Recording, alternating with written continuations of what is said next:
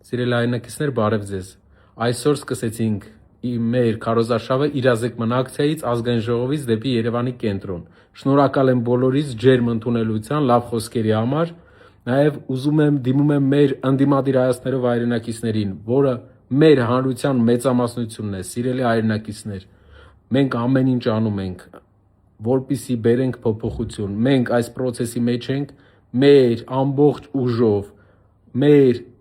բոլոր սահմանափակումները հաշվի չառնելով եւ համարում ենք, որ սա անում ենք մենք մեր երկրի համար, բայց դուք էլ պետք է մասնակցեք, ակտիվանաք, որովհետեւ ձեր пассивությունը գնալու է դեպի երկրի թուլացում։ Ձեր пассивությունը օգտագործելու է իշխանությունը,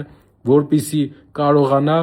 ինչ որ ձև ներազդի մարդկանց վրա։ Խոսեք, ակտիվ եղեք։ 30 օր է, 30 օրվա մեջ փոխենք մեր երկիրը։ Վերջապես նենց երկիր կառուցենք, որ հարստանա, որ հարևան երկրներ գնալուց չհամաչենք, որ մենք տարածաշրջանի ամենաաղքատ երկրում ենք ապրում։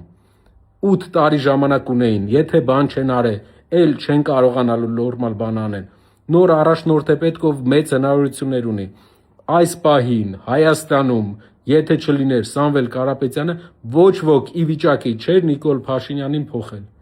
Նիկոլ Փաշինյանին փոխելու միակ հնարավորությունը դա Սամվել Կարապետյանն է։ Կպնենք իրար, անենք այդ մեծ փոփոխությունը ու ամեն տարի զգանք այդ փոփոխության արդյունքները աշխատանքով, իրար հետ աշխատանքով։